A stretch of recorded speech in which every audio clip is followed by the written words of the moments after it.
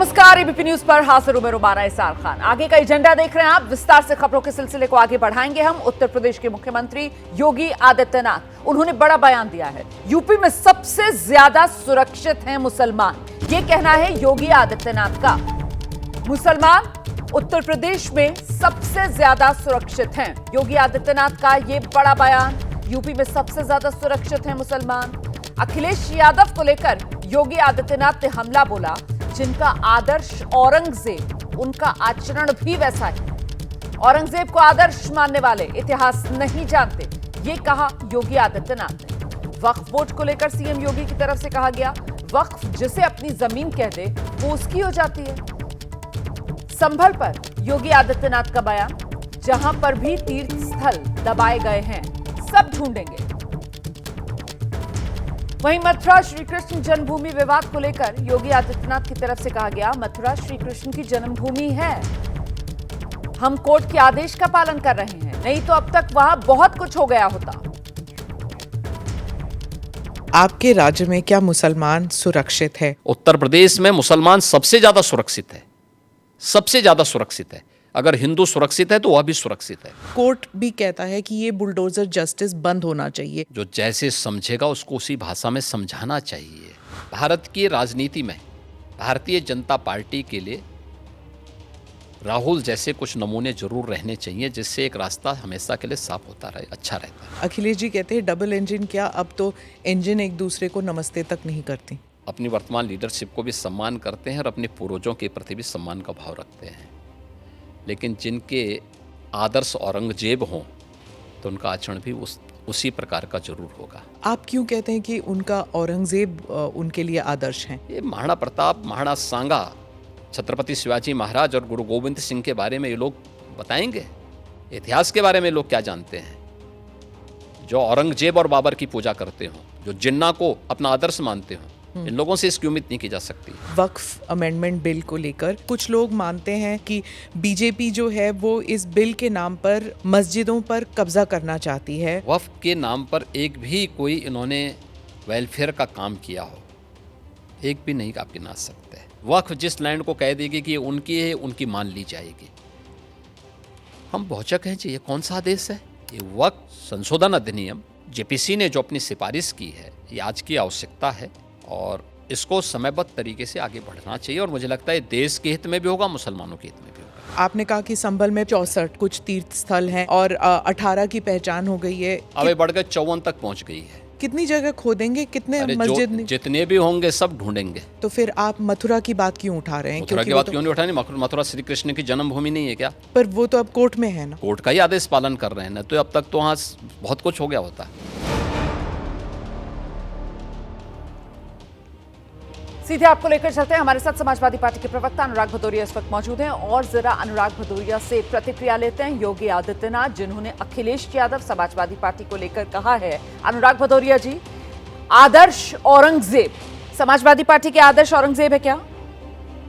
देखिए, भारतीय जनता पार्टी को औरंगजेब, बाबर, अकबर के अलावा कुछ समझ में नहीं आता है, क्योंकि उनको उन्होंने अपना आदर्श मान लिया है। उन्हीं के कब्र खोद के अपनी राजनीति चमकाना चाहते हैं। लेकिन देश जान गया है कि ये देश महात्मा गांधी का है। इस देश के अंदर में संविधान और न्यायपालिका, संविधान, लोकतंत्र जिंदा है और जो कुछ होगा संविधान और लोकतंत्र के मुताबिक होगा, ना कि यहाँ पे किसी तरह की बातें करके आप बहला सकते हैं। योगी आदित्यनाथ कह रहे हैं कि ये लोग महाराणा प्रताप, महाराणा सांगा, शिवाजी, इन्के इतिहास के बारे में क्या जानते हैं? सर, जिस तरीके के बयान आपके नेताओं की तरफ से दिए गए, उसके बाद घिर गई है समाजवादी पार्टी? उन्होंने कोई ऐसा बयान नहीं दिया है। जिन्होंने औरंगजेब के बारे में बोला था, उन्होंने अपने शब्द वापस लिए थे। लेकिन भारतीय जनता पार्टी के साथ ही जेडीयू के विधायक जब औरंगजेब को महान बोलते हैं, तब उसने चुप्पी क्यों साथ जाती भारतीय जनता पार्टी? सवाल ये है कि भारतीय जनता पार्टी को इतनी प्रिय मुगल क्यों हो गए हैं? मुगल को तो हिंदुस्तान कभी भी, मुस्लिम जो हिंदुस्तान ही है वो कभी मुगल को अपना आदर्श नहीं मानता। फिर भारतीय जनता पार्टी क्यों इतनी परेशान है? आप मुसलमान की बात कर रहे हैं सर। योगी आदित्यनाथ तो कह रहे हैं कि मुसलमान सबसे ज्यादा सुरक्षित उत्तर प्रदेश में ही है। आप मुसलमान को डर दिखा रहे हैं योगी राज का। देखिए, हम मुसलमान, हिंदू, सिख, ईसाई, हमारे सब हिंदुस्तानी, और हिंदुस्तान संविधान और न्यायपालिका से चलता है। और संविधान और न्यायपालिका पे जिसको आस्था होगी उसको हिंदुस्तान पे आस्था होगी, हिंदुस्तानियों पे आस्था होगी। संविधान को तो पहले भारतीय जनता पार्टी मान ले, लोकतंत्र का तो सम्मान करे। अगर लोकतंत्र तो संविधान का सम्मान होगा तो हिंदुस्तानियों का सम्मान अपने आप हो जाएगा। पर संविधान का अपमान तो विपक्ष करता है ना, बीजेपी की तरफ से तो यही आरोप लगाए जाते हैं। वो कर्नाटका को लेकर आक्रामक है, देखिए किस तरीके से बीजेपी कहती है वहां पर धर्म के आधार पर आरक्षण की व्यवस्था कांग्रेस पार्टी की तरफ से की जा रही है, और यहां तक कांग्रेस के नेताओं की तरफ से बीजेपी कहती है, कहा जा रहा है कि अगर जरूरत पड़ी तो फिर संविधान में भी बदलाव करने से चूकेंगे नहीं। और तुष्टीकरण आप लोग करते हैं, ये आरोप बीजेपी लंबे वक्त से लगाती है। ये संविधान के मुताबिक है क्या? सभी लोग जानते हैं इस देश में संविधान है और संविधान कभी धर्म के नाम पे आरक्षण नहीं देता। ये भारतीय जनता पार्टी भी जानती है, इसलिए भारतीय जनता पार्टी बातों को तोड़ मोड़ के पेश करना चाहती है। अगर यही सवाल पूछ के पलट के पूछ दिया जाए कि आंध्र प्रदेश में 4% मुस्लिम रिजर्वेशन की बात की गई है, तब उसमें ठीक वही बात करने लगते हैं जो बात मैं आपसे कह रहा हूँ। तो भारतीय जनता पार्टी अपनी सुविधा अनुसार राजनीति करती है। अगर यही उनको दिक्कत है तो अपने टीडीपी से समर्थन क्यों लिया हुआ है? बीजेपी से समर्थन वापस ले ले, वो तो 4% रिजर्वेशन की बात कर रही है ना, तो वापस ले ले, क्योंकि सत्ता चली जाएगी। भारतीय जनता पार्टी को किसी से नहीं, सिर्फ सत्ता से लगा हुआ है, सत्ता के अलावा कुछ नहीं। मैं सीधे रुक कर लेती हूँ, हमारे साथ इस वक्त बीजेपी के प्रवक्ता राकेश त्रिपाठी जुड़ गए हैं और जरा उन्हीं से जानते हैं। राकेश जी, आपने सुना यहाँ पर अनुराग भदौरिया की तरफ से कहा जा रहा है कि साहब बीजेपी को सिर्फ और सिर्फ सत्ता से मोह है और किसी से मोह नहीं है, और वो कह रहे हैं कि साहब इनको सारे मुगल जो बादशाह हैं वो याद आ रहे हैं सिर्फ और सिर्फ अपनी सत्ता के चक्कर में। आइए राकेश त्रिपाठी। देखिए, प्रोग्राम देखिए जन्मभूमि के मंदिर के लिए हमने अपनी 4 राज्यों की सत्ता कुर्बान करने का काम किया था। भारतीय जनता पार्टी कभी भी सत्ता के लिए मोह में नहीं रही है। सत्ता आए या जाए, हम लोकहित के विषयों को हमेशा उठाते रहेंगे। लोकहित विषयों को कभी छोड़ नहीं सकते हैं, और वो देश मिट जाते हैं जो देश अपना इतिहास विस्मृत कर देते हैं। भारत अपना इतिहास विस्मृत नहीं कर सकता है। हमने बहुत लंबे समय तक आक्रमण झेले हैं, मुगलों के आक्रमण झेले हैं, अंग्रेजों के आक्रमण झेले हैं। इन आक्रमणकारियों के इतिहास को अगर हमारी संततियां भूल जाएंगी, हमारे वीर बलिदानियों की गाथा अगर भूल जाएंगी, तो निश्चित तौर पर देश फिर एक बार गुलामी की तरफ आगे बढ़ेगा। इसलिए महाराणा प्रताप हो या महाराणा सांगा हो, हमें निश्चित तौर पर शिवाजी महाराज को याद करना ही होगा, देश के वीर सपूतों को याद करना ही होगा, और उन क्रूर शासकों को जो महिमा मंडन कर रहे हैं, ऐसे लोगों को आइडेंटिफाई करके उनके खिलाफ भी एक मुहिम छेड़नी होगी। पर अनुराग भदौरिया जी, आपके जो नेता हैं वो तो उन्हीं क्रूर शासक जिनका जिक्र यहाँ पर राकेश त्रिपाठी कर रहे हैं, उसी कतार में महाराणा सांगा को भी खड़ा कर देते हैं अनुराग भदौरिया। देखिए, उन्होंने साफ बोला है, जो मैंने महाराणा सांगा के बारे में बोला है उसको पार्लियामेंट की रिकॉर्डिंग से स्पंज कर दिया जाए। रणजीत सुमन जी ने खुद ये बात कही, लेकिन भारतीय जनता पार्टी में कोई आवेश में निकली उनकी बात और वो खुद कह रहे हैं कि स्पंज कर दिया जाए, तो उनको क्या दिक्कत है? भाई आप चलिए, वो तो कह रहे हैं सर एक्सपेंज कर दिया जाए, लेकिन आपके मुखिया जो है अखिलेश यादव, उन्होंने तो प्रतिक्रिया ये दी थी कि भाई क्या दिक्कत है अगर हमारे नेता ने भी इतिहास का कोई पन्ना पलट दिया तो कम से कम वो ये तो अपने नेता को सबक दे सकते थे कि गलत सलत इतिहास मत पढ़ाओ। वो बता रहे थे कि इतिहास का पन्ना पलट दिया। देखिए, अच्छा होता है कि जब गौरवशाली इतिहास की बात होती है तो सबको पढ़ना चाहिए और सबको गौरवशाली इतिहास याद रखना चाहिए, लेकिन कुछ पन्ने इतिहास के नहीं पलटने चाहिए। कुछ पन्ने पलटने से अच्छा नहीं लगेगा किसी को भी, इसलिए इतिहास में कुछ अच्छी बातें भी हैं, कहीं कहीं इतिहास हमारा कुछ और कहता है, तो ज़्यादा इतिहास में जाके वर्तमान की बात क्यों नहीं करते आप? वर्तमान में जो परेशानियां हैं उस पर चर्चा भारतीय जनता पार्टी क्यों नहीं करती? ठीक है। हमारे लोगों को हथकड़ी लगा के अमेरिका से भेजा गया था ना, हथकड़ी लगा के, बेड़ियां लगा के। ये हिंदुस्तानी नहीं थे, ये हिंदुस्तानी, इसमें हिंदुस्तानी का सम्मान नहीं गिरा क्या? उसके चुप्पी साथ जाते हैं। बताइए आप, मणिपुर में वीडियो के साथ अन्याय हुआ, चुप्पी साथ जाएंगे आप? तो इस तरह से जिस तरह के आप कांड देखने को लगातार मिल रहे हैं, चाहे महिला अत्याचार हो, चाहे महंगाई हो, चाहे बेरोजगारी हो, चाहे महिला समस्या हो, चाहे जिस तरह की घटना आपने देखा है लगातार हुई इस देश के अंदर में, जैसे अब अगर बात करें किसान धरने पर बैठा रहा महाराष्ट्र में, भारत सरकार ने पैसा नहीं दी बीजेपी ने। तो राकेश त्रिपाठी जी, क्या इतिहास को इस वजह से खोदा जा रहा है बीजेपी की तरफ से, जैसा कि अनुराग भदौरिया कह रहे हैं, ताकि वर्तमान पर मिट्टी डाली जा सके? राकेश त्रिपाठी, देखिए, अनुराग भदौरिया को शर्म आनी चाहिए। अनुराग भदौरिया अपने नाम से भदौरिया लिखना बंद करें। अगर इनको जाति की राजनीति करने वाले लोग अपने कम से कम जातीय स्वाभिमान को तो याद रखें।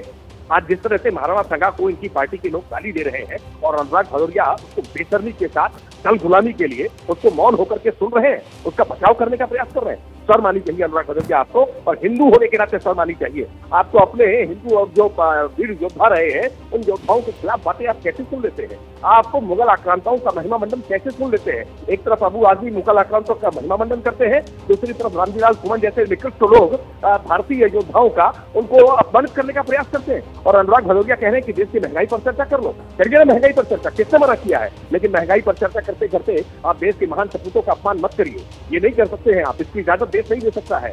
भारत के संविधान का आपने झूठ फैला करके चुनाव में उत्तर प्रदेश में प्रयास जरूर किया था, लेकिन आने वाले चुनाव में इसका खामियाजा आपको भुगतना पड़ेगा। देश के योद्धाओं का अपमान देश स्वीकार नहीं करेगा। और राकेश जी, क्या आपको लगता है कि बड़ा संदेश है जो योगी आदित्यनाथ की तरफ से दिया गया है? क्योंकि अभी तक विपक्ष की तरफ से मुसलमानों को लेकर जिस तरीके से मुद्दा बनाया गया, योगी आदित्यनाथ ने साफ कर दिया है कि यूपी में मुसलमान सबसे ज्यादा सुरक्षित। राकेश त्रिपाठी, देखिए, उत्तर प्रदेश में हर हफ्ते दंगे हुआ करते थे जब समाजवादी पार्टी की सरकार थी, जब बहुजन समाज पार्टी की सरकार थी। हमने आज उत्तर प्रदेश को दंगों से मुक्त करने का काम किया है। और जब भी दंगे होते हैं तो घर केवल हिंदुओं के नहीं जलते, घर मुसलमानों के भी जलते हैं, दोनों तरफ से लोग मारे जाते हैं। आज अमन और चैन है, सबको आज बिजनेस करने की आजादी है, आज सबके लिए बरकत हो रही है, सबके बच्चों का मुस्तकबिल सुरक्षित हो रहा है, सबको आज पूरी तरह से आजादी मिल रही है। इसलिए आज पूरी तरह से देश का मुसलमान, उत्तर प्रदेश का मुसलमान भी भाजपा की नीतियों के साथ है, भाजपा की योजनाओं के साथ है। बहुत शुक्रिया राकेश त्रिपाठी, अनुराग भदौरिया हमारे साथ जुड़ने के लिए। तो आप सुन रहे थे, राकेश त्रिपाठी को कह रहे हैं कि सबके काम में बरकत हो रही है, और राकेश त्रिपाठी कह रहे हैं कि सबके बच्चों का मुस्तकबिल जो है वो रोशन हो रहा है। यूपी सरकार में दंगे पूरी तरीके से खत्म हो गए, ये योगी राज का असर है। मैं आगे बढ़ रही हूं, अगली खबर का हम रुख करते हैं। बात कर लेते हैं वक्फ संशोधन बिल की, जिसको लेकर आज पटना से दिल्ली तक विरोध प्रदर्शन की बड़ी तैयारी है। वक्फ संशोधन बिल के खिलाफ आज प्रदर्शन all India Muslim personal law board करने की तैयारी में है। आज से देशव्यापी प्रदर्शन की शुरुआत होने जा रही है। इसके पहले चरण में पटना में प्रदर्शन होगा। पटना के गर्दनी बाग में मुस्लिम संगठन प्रदर्शन करने की तैयारी में है। इस प्रदर्शन में बिहार के सीएम नीतीश कुमार को भी आने का न्योता दिया गया है। All India Muslim personal law board की अगुवाई में कई मुस्लिम संगठन प्रदर्शन में शामिल होंगे। कुछ मुस्लिम संगठनों का आरोप है कि यह बिल असंवैधानिक है, मुसलमानों के खिलाफ एक बड़ी साजिश का हिस्सा है। लिहाजा जो भी लोग सेक्युलरिज्म को मानते हैं, जो भी लोग धर्मनिरपेक्ष खुद को कहते हैं, संविधान को मानते हैं, वो इस बिल के खिलाफ सामने आएंगे। और इन्हीं बातों को लेकर पटना में ये जो प्रदर्शन होने वाला है, इस प्रदर्शन में मुख्यमंत्री नीतीश कुमार को भी मुस्लिम संगठनों की तरफ से न्योता दिया गया है। हालांकि नीतीश कुमार और उनकी पार्टी एनडीए का हिस्सा है और वक्फ बिल पर उनका रुख देखते हुए कई मुस्लिम संगठनों ने बीते दिनों हुई जेडीयू की इफ्तार पार्टी से किनारा बनाया था। लेकिन आज पटना में होने वाले प्रदर्शन में एक और मौका मुस्लिम संगठनों की तरफ से नीतीश कुमार को दिया गया है। नीतीश कुमार को न्योता दिया गया है और साथ ही एलजेपी और जो अन्य पार्टियां हैं उनको भी न्योता भेजा गया है।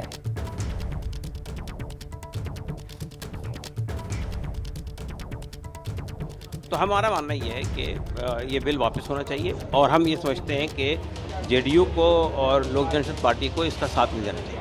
ये डिस्क्रिमिनेटरी बिल है, ये अनकॉन्स्टिट्यूशनल बिल है, ये कम्युनल इंटेंशन से लाया गया बिल है, ये मुसलमानों की जो इबादत गाहें हैं उनको ख़त्म करने के लिए लाया गया। अगर वो कॉन्स्टिट्यूशन में बिलीव करती हैं, अगर वो नॉन कम्युनल हैं, तो उन्हें इस कम्युनल एजेंडे का साथ नहीं देना चाहिए। तो वक्फ संशोधन बिल पर बीजेपी सांसद प्रवीण खंडेलवाल ने जो प्रतिक्रिया दी है, अब जरा वो सुनिए। संसद ने जेपीसी बनाई, जेपीसी ने पूरे देश से खुल करके सुझाव लिए और उन सुझावों के आधार पर जेपीसी ने अपनी रिपोर्ट संसद में दी है। अब सदन को तय करना है, लेकिन ये बात बिल्कुल स्पष्ट है कि एक लंबे समय में वक्फ के नाम पर देश में अनेक स्थानों पर ज़मीनों को हथियाने का एक कार्यक्रम बनाया गया। अब इस प्रकार के कार्यक्रमों पर रोक लगाना जरूरी है, फिर वो चाहे वक्फ ही क्यों ना हो। तो देखिए, ये प्रतिक्रियाएं हैं जो लगातार आ रही हैं। एक तरफ all India Muslim personal law board की अगुवाई में कई मुस्लिम संगठन जो है वो वक्फ बिल के खिलाफ मोर्चा खोले हुए हैं और दूसरी ओर कई पार्टियां और बड़े नेता भी इस बिल के खिलाफ खुलकर बोल रहे हैं। ऐसे में केंद्र सरकार ने संसद में वक्फ संशोधन विधेयक लाने से पहले आज सभी सांसदों की बैठक बुलाई है। वक्फ संशोधन बिल पर आज ये जो बैठक होगी, इस बैठक में बिल से जुड़े तमाम मुद्दों पर चर्चा की जाएगी। इसके लिए 1 घंटे का समय होगा। अमेंडेड बिल क्या है, जिससे कि कोई भी चाहे सत्ता पक्ष का प्रतिपक्ष का सांसद हो उसको उस बिल की बारीकियों और सारी चीज़ों की जानकारी हो सके और फिर उस आधार पे वो अपने विचार अपने व्यूज़ को उस बिल पे पार्लियामेंट के डिबेट में पार्टिसिपेट करते हुए रख सके। इस वक्त की बड़ी खबर मैं आपको बता दूं, बीजेपी के सौगात मोदी अभियान को लेकर मायावती ने निशाना साधा है। मायावती कह रही हैं ये केवल राजनीतिक स्वार्थ। बीएसपी प्रमुख मायावती का बयान, कह रही है मुस्लिम बहुजन समाज सुरक्षा को लेकर अपनी चिंतित है। इससे अच्छा ये होता कि अल्पसंख्यक परिवारों की गरीबी पर ध्यान देते, इनके रोजगार और सुरक्षा की व्यवस्था की जाती। ये कहना है बीएसपी सुप्रीमो मायावती का।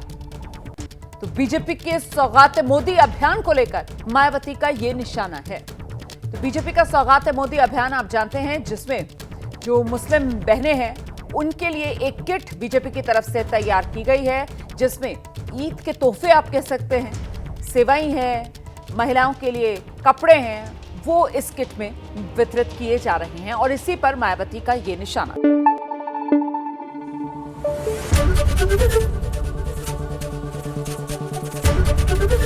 एबीपी न्यूज आपको रखे आगे।